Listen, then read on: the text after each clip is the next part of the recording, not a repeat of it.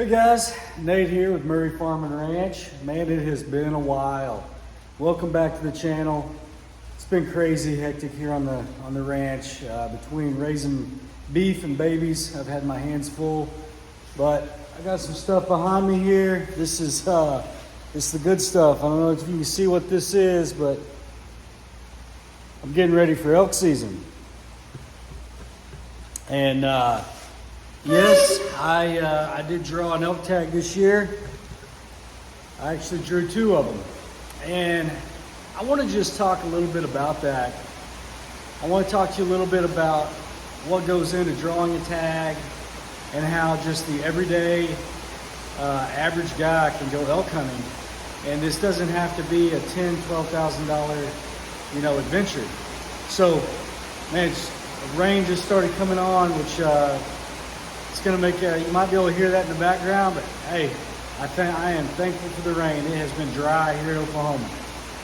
I'm going to give you a little bit of background on my elk hunting history.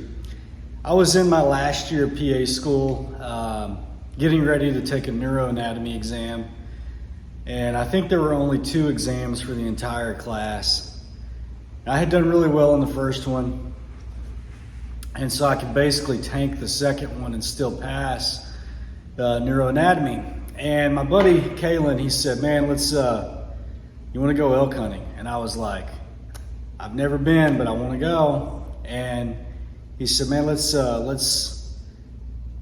kind of blow this anatomy test off. Let's go to Colorado and we'll hunt over a long weekend from school. And so basically that's what I did. I threw together some gear. My mom, I want to say, bought me an elk tag for my birthday maybe, and jetted off to Colorado. And I did pretty much tank that neuroanatomy exam. I think I came out with a B in that class. But I got my feet wet with elk hunting. And so my first elk hunt was a second season, over the counter, DIY public land hunt in the in the backcountry. And me and my buddy, we slogged around for a couple of days. We had 4-wheeler trouble. I was not geared up correctly. I had bad gear. It wasn't breathable. I was sweating a ton. I would get cold. But I still, there was something about that hunt that was amazing. And it drew me back. And the next year I went back and I was successful. We went to a different unit. I did a little bit of research and I was successful on a bull. And the next year I came back and I was successful on another bull. And it's just kind of been a windfall ever since. Every year for the last probably 16, 17 years, I've gone elk hunting. And there's been a couple of misses in there. One year we went on a moose trip to Canada, and so I didn't elk hunt that year. And then one year I went to Alaska fishing, and so that was kind of my big getaway that year. But basically, out of 15 years or so, I've probably gone elk hunting 13 times. And out of those 13 hunts, I think I've killed 6 or 7 bulls. I think 7 bulls. And so I've been pretty successful, about 50%. And none of those hunts have been guided. All those hunts have been on public land. And I've never paid an outfitter for anything. Well, I take that back. We paid an outfitter one time to pack us in. And I was immediately dissatisfied of where he packed us into. And so me and another buddy grabbed our backpacking gear. We backpacked in another couple of miles and I shot my biggest bull to date, a couple of miles from where the outfitter packed us into. So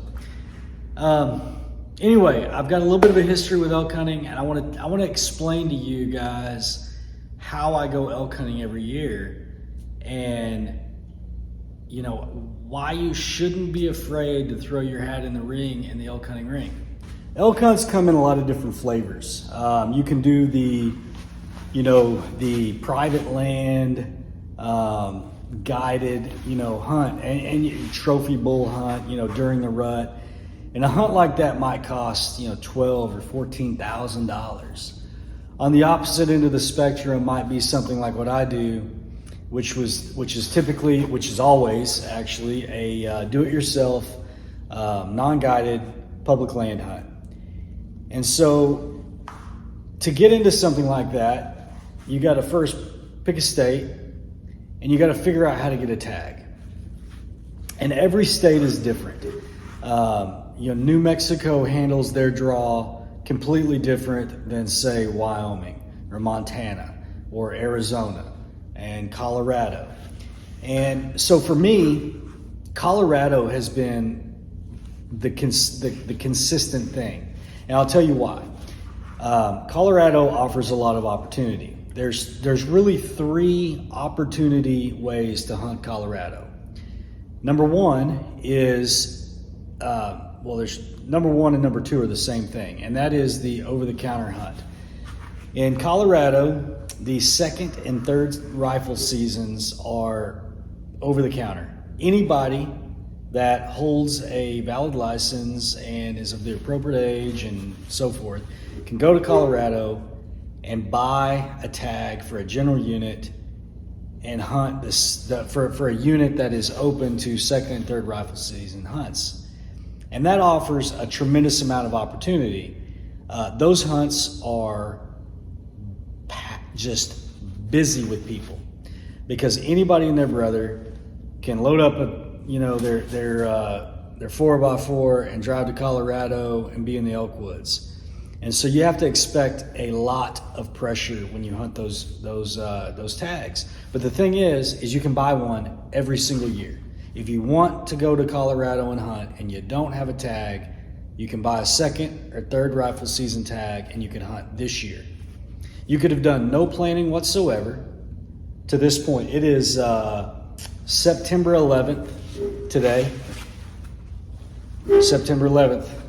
God bless the men and women of our military. Monday, Now, September 11th, 2023. Yeah, and all the things that they do for us. Whenever I say September 11th, I always think about that. But back to being on target here. You could do nothing to this point and still go elk hunting this year if you go 2nd or 3rd rifle season. The second thing, the other way to hunt Colorado without having done any preparation is with the leftover draw. Every year, after the primary draw and the secondary draw, they reissue tags on what's called the leftover draw, and you can find good tags on that leftover list. I have personally hunted a couple of muzzleloader hunts on that, and they have just been banger hunts. I mean, screaming bulls and just craziness going around, and it's a limited entry, so there's not as many people, there's not as much pressure. And I bought that tag off the leftover list, and I mean, I've done that twice. I've hunted muzzleloader tags, and you can't beat that. And so you can scour that leftover list, you can find something, and you can be in Colorado this year. The other option is to start generating points, preference points, bonus points, and utilize the draw system for the different states. And I believe that anybody that's going to be a hunter and in the out west should be putting in to generate some points. So the preference bonus point situation is different in the different states. They're weighted differently in some places. Some they allot certain percentages to non-residents. Some are a true preference point system where like whoever has the most points gets the tag. Some it's a lottery. So you have to learn the different draw processes. And so, but it never hurts to be generating points. And so you can generate points in Wyoming, Colorado, Arizona, Utah, Nevada. I mean, like basically name a state out west, and you can generate points with the exception of like New Mexico does not do bonus points. I'm not sure about Idaho either. I don't know about Idaho. I've never hunted Idaho, but I know that New Mexico does not, and I know that the others that I mentioned do. And so basically, the preference point, to me it's the preference point season, and so that occurs in the spring and summer. And basically, you have to figure out the draws and figure out where you're going to put into, or if you're just going to put in for a point only. And you gather these points over time. And so me and my buddies, we've been doing that for several years now. And so like last year, for example, we drew a hunt in Wyoming in the Bighorns, and it was awesome. I have never seen so many elk in my life. Can you believe that we're looking at elk, buddy? Can you believe that we found elk on the first night? They're just right down there, aren't they? There's a bunch of them in there. There's probably at least 30. I can see 3 bulls down there. That's so awesome. I'm so happy to share it with my boy. Hey, are you having a good time? Yeah. What's it go like? What's it go like over there with that big mountain? Well, let's look at these elk that we already found. Yeah, what? It's the day before the season, and I'm up here on a ridge, and I'm looking down, and I got the tripod set up. I've got a beautiful vista, and I've got at least 50 cows, and I've seen 3 or 4 bulls down here, and a couple of nice ones. Got another bull over here in this other drainage I'm looking at. It's looking nice up here.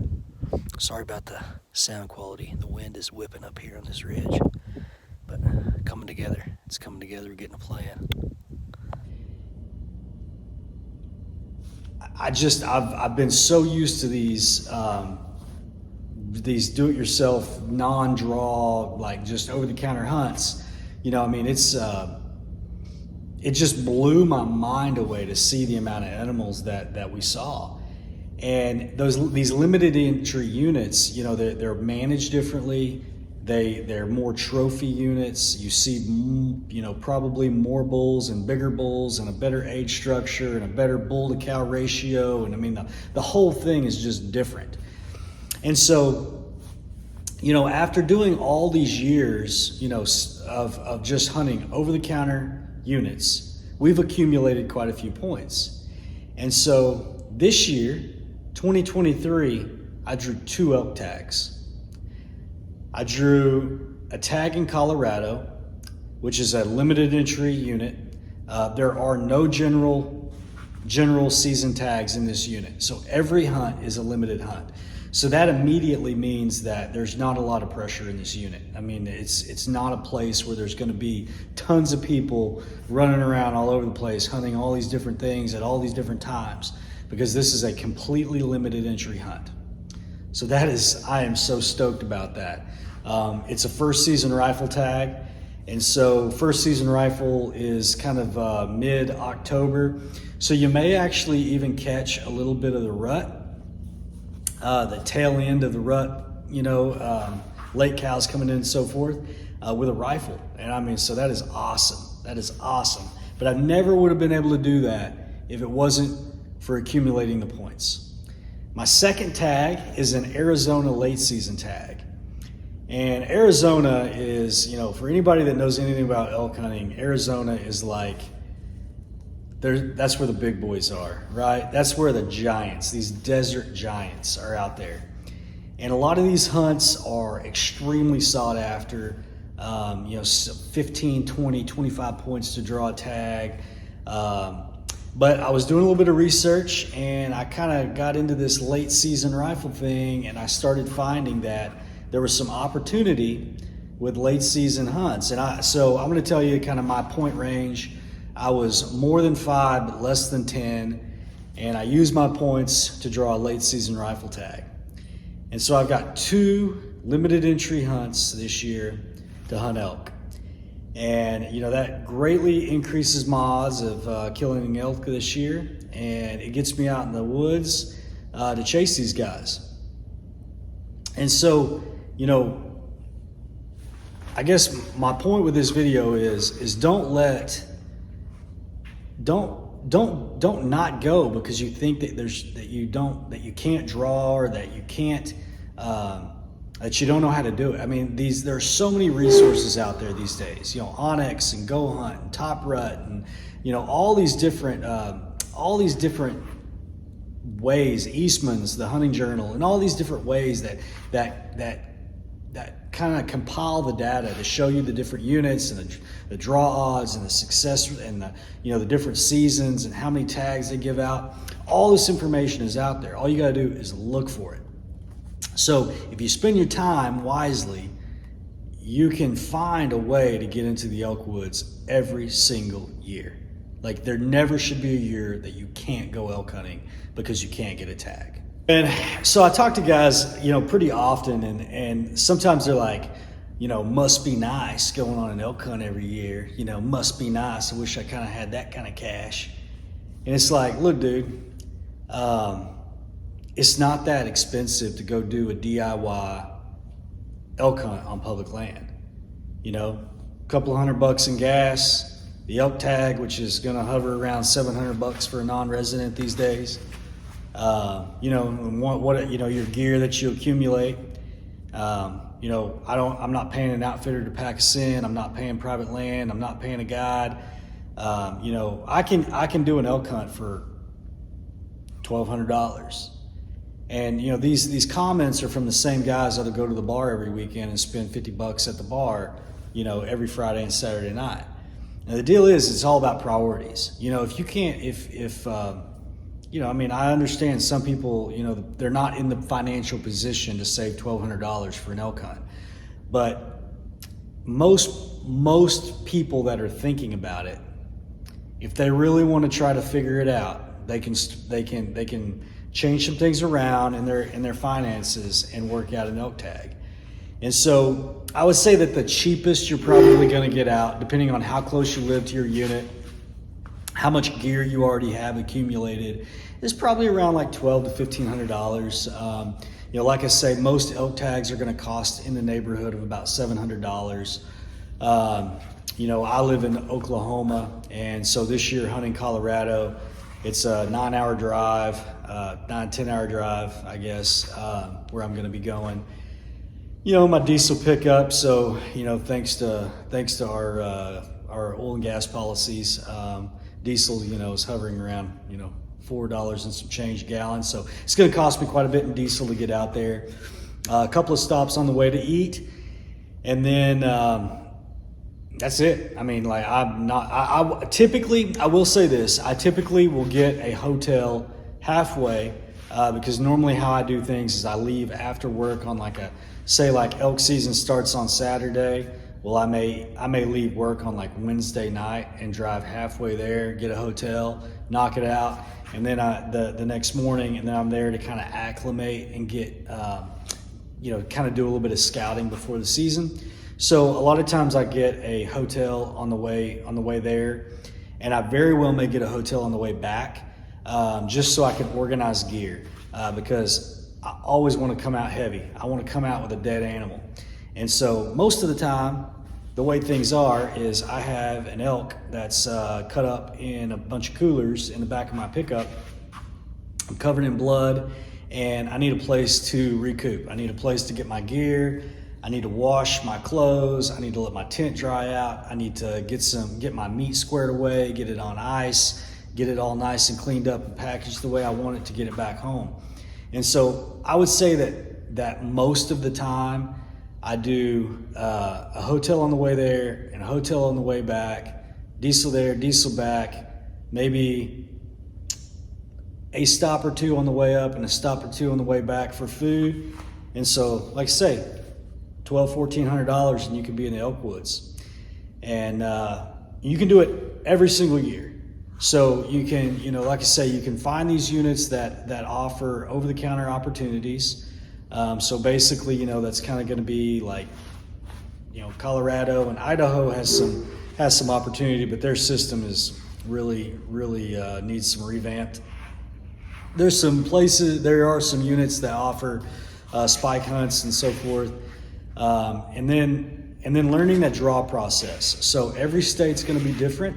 Every state is going to have their own they're going to have their own day for when preference points are due, their draw date, where you put in for the draw. They're all going to be due at different times. And that's where really getting hooked up with, say for example, Go Hunt or, following these influencers on social media where they tell you, they'll tell you such and such date, the season, have your applications in by this date or you're going to miss the Arizona draw, and have it in on this date or you're going to miss whatever. And so it's real important to make sure you get that done in a timely manner so you can start accumulating those points. And I recommend that if you think at some point you're going to be in the elk woods and you're going to like it, you need to be accumulating points in different states. That way, every year you got an option to throw your hat in the ring. And, sometimes you get lucky and you draw a once-in-a-lifetime tag. But then other times, it's like this year where I knew that based on last year's statistics, I had an 80% chance, 90% chance to draw my tag in Colorado. So I had a lot of chips in that. I had a ton of chips in that play because I was like, man, that's where we got that hunt. And I threw my hat in the ring in that Arizona deal, and I drew that too. So I got 2 elk hunts in 2023. I'm gonna get back to getting my gear together, and I'm about 4 weeks away from being on my first hunt, and so I got a lot of stuff to do. I got a lot of organizing to get ready. I've been really hard at the gym. I've been just hammering it away on the cardio and on the weight training, and so I should be good to go with my shape. And man, I can't wait for it. I hope that I can bring you guys some video of the hunts and at least some of the aftermath. So God bless. I'll catch you back on the next one.